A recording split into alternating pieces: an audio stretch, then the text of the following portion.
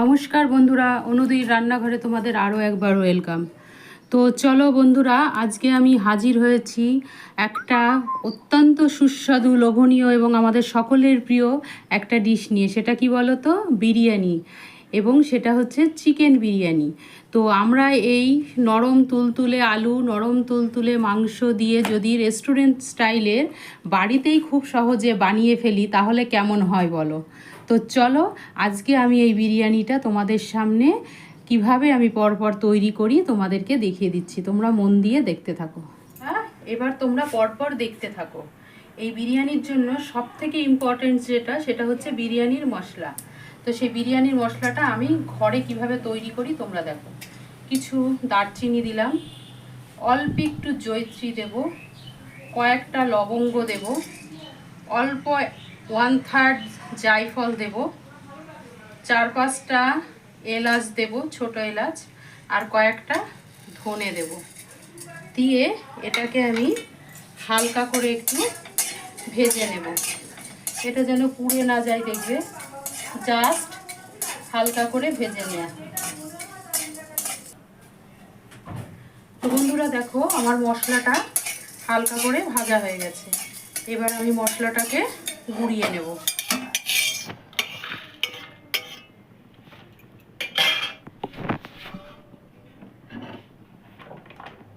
তো বন্ধুরা দেখো, আমার মশলাটা প্রথম স্টেপ আমি ভেজে নিলাম। এইবার আমি কড়াইতে দেব একটু তেল। তেল দেওয়ার পরে তেলের মধ্যে আমি দিয়ে দেব কিছুটা 1 চামচ মতো ঘি। ঘি দিয়ে তেলটা গরম হলে এবার আমি দিয়ে দেব এটার মধ্যে পেঁয়াজ। এবার আমি পেঁয়াজটাকে হাই ফ্লেম দিয়ে ভেজে নেব যতক্ষণ বেরেস্তা না হবে ততক্ষণ ভাজতে থাকবো। এবার দেখো, পেঁয়াজটাকে আমি সুন্দর গোল্ডেন ইয়েলো কালার করে ভেজে নিচ্ছি। তো বন্ধুরা দেখো, আমার পেঁয়াজটা বেরেস্তা হয়ে গেছে। এটা প্রচণ্ড লাল করে ভাজা যাবে না, তাহলে কিন্তু সেটা তেতো হয়ে যাবে। তো এই পর্যায়ে আমি ব্রাউন ব্রাউন কালার হয়েছে, এই পর্যায়ে আমি কি করছি দেখো। এখন আমি দিয়ে দেব এর মধ্যে জল। জল দেওয়ার পরে এবার আমি দেব এটার মধ্যে স্বাদ অনুসারে লবণ। লবণ দিয়ে দিলাম। এবার দেব আমি এটার মধ্যে কিছুটা লঙ্কার গুঁড়ো। লঙ্কার গুঁড়োটা বুঝে দেবে, কালারের জন্য জাস্ট দিতে হয়। বিরিয়ানিতে কিন্তু ঝাল বেশি হলে মোটেও ভালো লাগে না খেতে। দেখো, সুন্দর কালার হয়েছে। এবার আমি এটার মধ্যে দিয়ে দেব আমার কেটে রাখা আলুগুলো। আলুগুলো আমি বড় বড় আলু 2 টুকরো করে কেটে নিয়েছি। মাঝখান থেকে একটু চিড়ে দিয়েছি যাতে ভেতরে রসটা ঢোকে। দিয়ে আলুগুলো দিয়ে এবার আমি আলুগুলো যতক্ষণ সিদ্ধ না হয়, দেখো জলটার কালারটা কি সুন্দর হয়েছে। এবার যতক্ষণ সিদ্ধ না হয় ততক্ষণ আমি ঢাকা দিয়ে দেব। আলুটা এদিকে সিদ্ধ হতে থাক। ওদিকে বন্ধুরা দেখো, আমি ভাতটা করার জন্য একটা হাঁড়িতে গরম জল বসিয়ে দিয়েছি এবং এই গরম জলের উপর আমি কিছুটা লবণ, দারচিনি, এলাচ, তেজপাতা গরম করতে দিয়ে দিয়েছিলাম। দেখো, আমার জলটা টকবক করে ফুটে গেছে। এবার আমি এইগুলো এর মধ্যে দিয়ে দিলাম। দিয়ে দেওয়ার পরে এবার আমি এখানে চাল দিচ্ছি। আমি 1 কেজি বাসমতি চাল 1 ঘন্টা ধরে ভিজিয়ে রেখেছি। 1 ঘন্টা না হলেও মোটামুটি 45-50 মিনিট চেষ্টা করবে ভিজিয়ে দিতে। চালটা যত ভেজাবে ভাতটা তত স্টিফ হবে এবং ভেঙে যাওয়ার ভয় থাকে না। তো এইভাবে আমি ভাতটাকে 75 থেকে 80% অবধি সিদ্ধ করে নিচ্ছি। বন্ধুরা দেখো, আমার ভাতটা 80% মতো সিদ্ধ হয়ে গেছে। এবার আমি মাঠটা ঝরিয়ে নেব। তো বন্ধুরা দেখো, আমার আলুটা খুব সুন্দর সিদ্ধ হয়ে গেছে। এবার আলুটাকে আমি একটা ঝাঁঝরির সাহায্যে তুলে নিচ্ছি।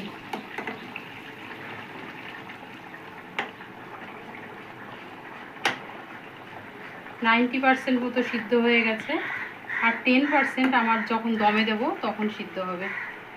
তো এবার এই জুসটার মধ্যে আমি কি করি দেখো, পরের স্টেপ, আমি এই জুসটার মধ্যে দেব আমার চিকেনগুলো। বড় বড় সাইজের চিকেন কেটে নিয়েছি। চিকেনগুলোকে, বিরিয়ানির চিকেন একটু বড়ই হয়, দেখো প্রায় 150-200 গ্রাম করে একটা চিকেনের পিস। এবার আমি চিকেনগুলো এর মধ্যে দিয়ে দিলাম। অনেকে একবারে হাঁড়িতে করে বন্ধুরা, তো আমার যেহেতু হাঁড়িটা খুব একটা বড় না, তো সেজন্য আমি আগের প্রিপারেশনগুলো এইভাবে করে নিচ্ছি, তারপরে আমি হাঁড়িতে ট্রান্সফার করব। এবার আমাকে চিকেনটাকে সুন্দরভাবে সিদ্ধ করতে হবে। এর মধ্যে দিয়ে দেব আমি, দেখো, আদা আর রসুনের জুস। আদা আর রসুনের জুসটা কেন দিলাম, কেননা বাটা দিলে পরে অনেক সময় ধরে যায়, জুসটা দিলে ব্যাপারটা স্মুথ হয়, ধরার ভয় থাকে না। আর এটার মধ্যে দেব আমি পরিমাণ মতো লবণ। লবণটা একটু বুঝে দেবে, আলুতে লবণ দেওয়া আছে, ভাতে লবণ দেওয়া আছে। বিরিয়ানিতে লবণটা বেশি হলে কিন্তু খুব বাজে লাগে, ওটাকে আর ম্যানেজ করা যায় না। তো এবার আমি এই চিকেনটাকে ঢাকা দিয়ে এবার সিদ্ধ হতে দেব। তো চিকেনটা সিদ্ধ হোক, পরের স্টেপ আবার দেখাচ্ছি। তো বন্ধুরা দেখো, আমার মাংসটা খুব সুন্দর সিদ্ধ হয়ে গেছে। এবার এটাকে আমি ঝেড়ে তুলে নিচ্ছি। পেঁয়াজটা, জুসটা এই কড়াইয়ের মধ্যেই থাকবে। এটা বন্ধুরা অনেকে হাঁড়িতে করে, আমার হাঁড়িটা ছোট, যে জন্য আমাকে আলাদা করে নিতে হচ্ছে। তোমাদের হাঁড়ি বড় হলে তোমরা একবারেই করে নিতে পারবে। তো এবার পেঁয়াজের যে জুসটা রয়েছে, এবার আমি এটাকে হাঁড়ির মধ্যে ঢেলে দেবো।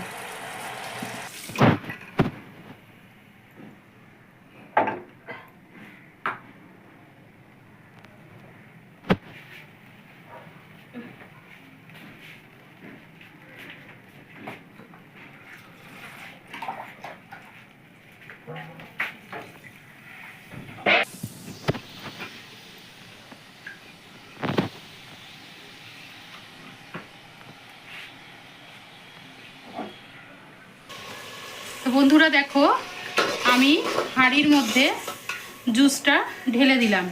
এবার আমি এক এক করে চিকেনটা আর আলুটা পরপর দিয়ে দিলাম। দিয়ে চিকেন আর আলুটাকে সুন্দরভাবে একটু ছড়িয়ে ছিটিয়ে সাজিয়ে নিতে হবে। তারপরে আমি দেব এটার মধ্যে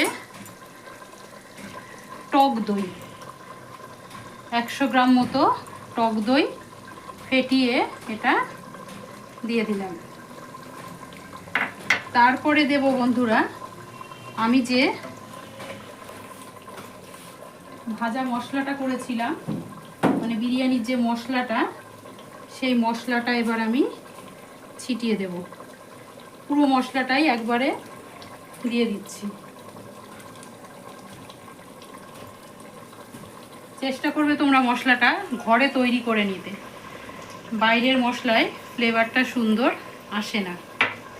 এবার আমি দেব গোলাপ জল আর কেওড়া জল দিয়ে, 1 চামচ গোলাপ জল, 1 চামচ কেওড়া জল দিয়ে আমি মিশিয়ে রেখেছিলাম, সেটা আমি এটার মধ্যে দিয়ে দিলাম। এবার দেব আমি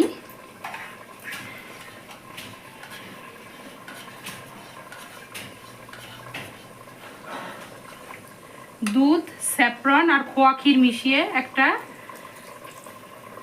গোলা করেছিলাম, সেটা হাফ আমি এখন দিয়ে দিলাম।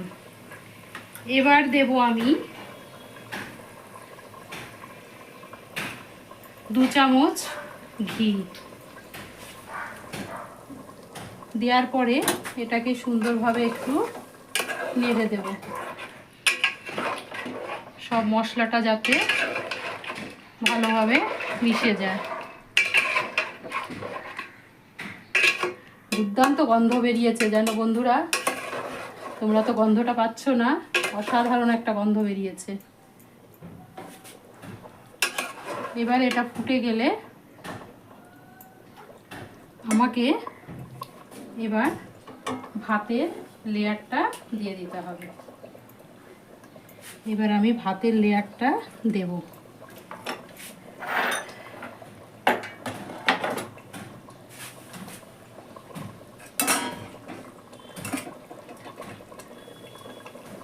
এবার দেখো বন্ধুরা, আমি উপর দিয়ে আমার ভাতটাকে সুন্দরভাবে দিয়ে দিচ্ছি। এই সময় গ্যাসটাকে আমি একটু কমিয়ে নিলাম, কমিয়ে নিয়ে ভাতটাকে সুন্দরভাবে দিয়ে দিতে হবে। অনেকে 2-3টে লেয়ার করে, আমি একটা লেয়ারেই দিয়ে দিলাম।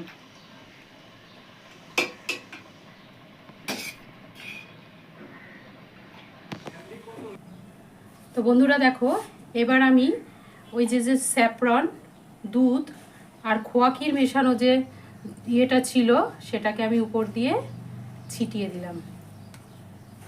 তারপরে দিতে হবে আমাকে কিছুটা ঘি।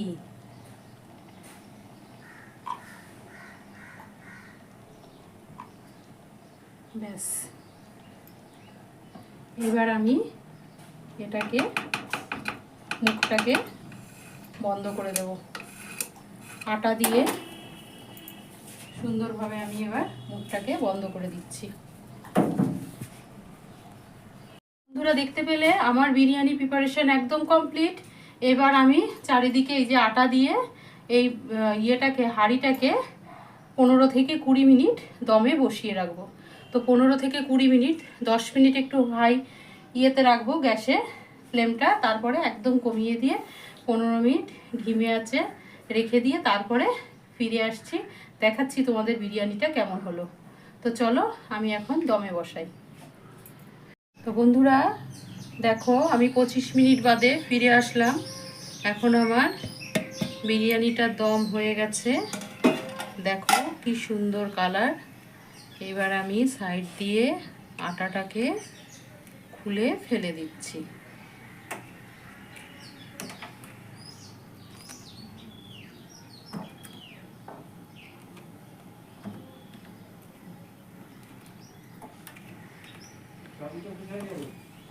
তো বন্ধুরা দেখো, আমার বিরিয়ানি একদম কমপ্লিট। এবার আমি তোমাদেরকে একটু পরিবেশন করে দেখাচ্ছি। বিরিয়ানিটা সবসময় চেষ্টা করবে তোমরা প্লেট দিয়ে তুলতে। দেখো কি সুন্দর হয়েছে, আর তেমনি সুন্দর গন্ধও বেরোচ্ছে।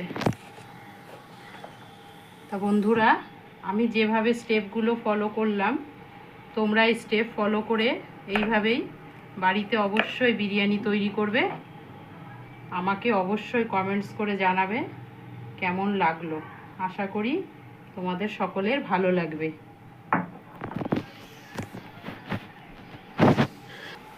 তো বন্ধুরা দেখতে পেলে কত সহজে আমি একদম রেস্টুরেন্টের স্টাইলের বিরিয়ানি করে ফেললাম। তো তোমরা বাড়িতে অবশ্যই আমি যেভাবে করেছি এইভাবে স্টেপগুলো ফলো করে তোমরা অবশ্যই বাড়িতে এটা ট্রাই করো এবং খেয়ে আমাকে কমেন্টস করে অবশ্যই জানিও, তাহলে আমার খুব ভালো লাগবে। নতুন বন্ধুরা হলে পরে আমার চ্যানেলটাকে অবশ্যই সাবস্ক্রাইব করে দিও, প্রচুর প্রচুর শেয়ার করো, লাইকস করো এবং সকলে আমার পাশে এইভাবে থেকে আমাকে উৎসাহিত করো। আমি পরবর্তীতে আরও অন্য কোনো রান্না নিয়ে তোমাদের সামনে হাজির হব। তাহলে আজকে চলি, আর একদিন দেখা হবে। টাটা।